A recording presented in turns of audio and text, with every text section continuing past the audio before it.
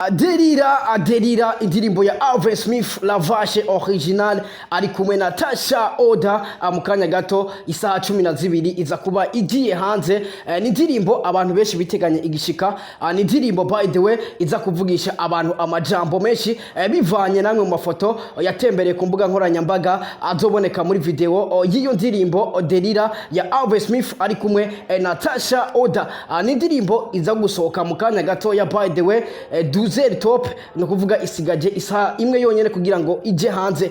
Yes, nimwe mu ndirimbo rero abantu benshi barindanye igishika aho bavuga ati mbega amasanamu aza kuba muri iyo ndirimbo aza kuba ameze gute. By the way ndakutse neza yuko Alvin Smith ariwe yatoye umuririmbyikazi Tasha Oda kugira ngo ashobore kumufasha kugira ngo impano yiwe ashobore kuyiteza imbere mu gihe ari umuririmbyikazi yarafise impano ariko yari yarabuze aho yerekanira impano yiwe. Inyuma ko Alvin Smith amutoye La Vache original kugira ngo ashobore kumufasha uno munsi novuga neza yuko ariho aza gusora indirimbo igira kabiri kuri YouTube channel yiwe. Murazi neza yuko indirimbo ya mbere yayisohoye ikagenda fresh igakundwa cyane. Nimwe mu ndirimbo yakorewe amatuwa agiye atandukanye haba ku ma radio agiye atandukanye haba ku ma TV online abifashijwemo na Alvin Smith La Vache original.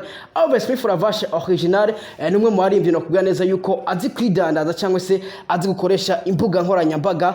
Numwe mu baririmbyi ariko aragerageza kudandaza impano y'umuririmbyikazi Tasha Oda. Uno munsi rero akaza gusora indirimbo igira kabiri ikaja kuri YouTube channel yiwe. Alvin Smith rero numwe mu baririmbyi nawe nyene akuze gukora amakorabo agiye atandukanye. Murabizi neza yuko nawe nyene ari gukora indirimbo Hahiye remix. Nimwe mu ndirimbo iri kiravugisha abantu majambo menshi aho bamwe bavuga ko indirimbo itigeze ijya hit, aho bamwe bavuga neza yuko indirimbo Hahiye remix yakubise Swata by the way kandi avuge guco. Nimwe mu ndirimbo yahuriyemo abaririmbyi bagiye batandukanye. Nimwe mu ndirimbo irimo abaririmbyi bakomeye cyane harimo Double J once again, harimo Mo Kings, harimo na Bernice, harimo na Kiriku Kiri, harimo na B Face on the Floor. Mbanza kwitse neza yuko rero guhuza abaririmbyi nkabo ni ikintu gikomeye. Murazi neza yuko Bernice asanzwe ari muri Empire Avenue kwa Sabi Satura Mabafe n'amabuye, akaba asanzwe ari n'umufasha wa Sabi by the way nubwo batarubakana ariko barabana na Sabi. Nibyo nifashisha mvuga neza yuko ari umugore wa Sabi Satura Mabafe n'amabuye. Urumva neza yuko rero gufata umuririmbyikazi nka Bernice, Mo Kings, B Face on the Floor, Kiriku Akiri, Double G once again ukabahuriza hamwe mu ndirimbo. Urumva neza yuko ari gikorwa kidasanzwe ariko ugiye kuraba nimwe mu ndirimbo itarose promo ikwiye bivanye n'imbaraga yari ifise cyangwa se bivanye n'abaririmbyi bari mu ndirimbo. Nimwe mu ndirimbo navuga neza yuko itarose promo ikwiye, aho benshi bavuga neza yuko indirimbo ishobora kuba yazimijwe na Showbiz y'umwe mu baririmbyi ariko aravugwa cyane muri industry ya 257 ariwe azwi izina rya Fernando kuva muri We Love Music. Bamwe bakavuga ati mbega indirimbo ya Alvin Smith yoba yazimijwe na Showbiz iriko iravugwa kuri Fernando, mbega indirimbo yoba yazimijwe niki? Nimwe mu ndirimbo rero itariko iranga promo nkuko bikwiye ariko mu kanya gato video nza ku uploadinga mu kanya ndazakubwira mbega ni impamvu ituma indirimbo remix ya Alvin Smith itaronka promo. Ariko by the way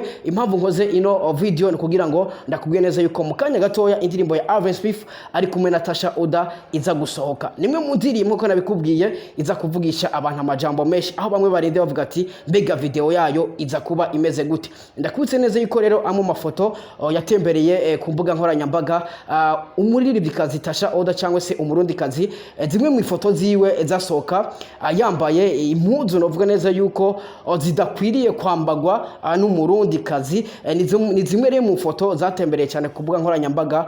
Ni zimwe mu foto zatumye umuririmbyikazi Tasha Oda avugwa cyane kugira aho bamwe bavuga ati mbega uno mukobwa arakora siporo y'igituza. Sinzi impamvu babivuga ariko ndibaza urabye kwa mafoto ariko aracanga kuri screen nawe niba ufise ubwenge uraza kubona impamvu babivuze. By the way ndagusaba kuri subscribe kugira ngo uzurabona professional interview, uzurahabwa update news. Nakubwiye ati nimba utakoze subscribe uzohomba cyane. Nimba urayikoze fresh sana, nimba utarayikora please ikora rena.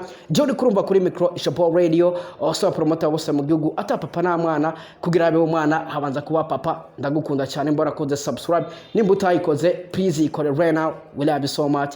Dusubire mu kanya gato. Aderira by Alvin Smith